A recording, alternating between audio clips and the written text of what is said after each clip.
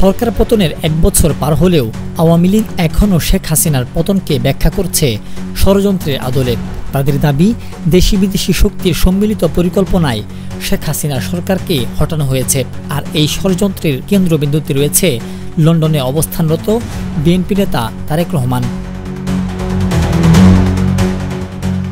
BNP ও অন্য দলগুলো অবশ্য হাসিনার পতনকে নিজেদের গণ আন্দোলনের ফসল বলেই দাবি করছে, কিন্তু সেই কৃতিত্ব নিয়েই এখন বিরোধী জোটে শুরু হয়েছে পাল্টাপাল্টি অবস্থান। বিএনপি, জামায়াত, শিবির ও অন্য ইসলামিক দলগুলোর মধ্যে এই বিভক্তি বিভাজন আওয়ামী লীগের ষড়যন্ত্রে যেন ঘি ঢালছে।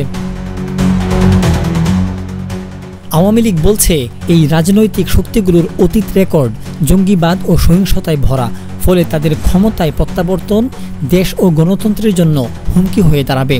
অন্যদিকে অন্তর্বর্তী সরকারের দুর্বলতা, আইনশৃঙ্খলার অবনতি এবং অর্থনৈতিক সংকটকে আওয়ামী লীগ দেখছে পুনরায় উত্থানের একটি সুযোগ হিসেবে। তাদের মতে, জনগণ খুব দ্রুতই এই ব্যর্থ সরকারের সঙ্গে আগের সরকারের তুলনা করতে শুরু করেছে। বিশ্লেষকরা বলছেন, শুধু প্রতিপক্ষের ব্যর্থতায় ভর করে জনসমর্থন ফেরানো আওয়ামী লীগের জন্য সম্ভব নয়। দলীয় দমননীতি, দুর্নীতি আর আত্মঘোষিত অবিচারের জন্যই আওয়ামী লীগ জনগণের আস্থা হারিয়েছে। দলটির সাংগঠনিক ভিত্তি এখন দুর্বল, জেলা পর্যায়ের নেতাকর্মীরা এখনও রয়েছে আত্মগোপনে। কিন্তু ভার্চুয়ালি প্ল্যাটফর্মে শেখ হাসিনার উপস্থিতি এবং সজীব ওয়াজেদ জয়ের নেতৃত্বে চলছে দলের মনোবল ধরে রাখার ব্যর্থ চেষ্টা।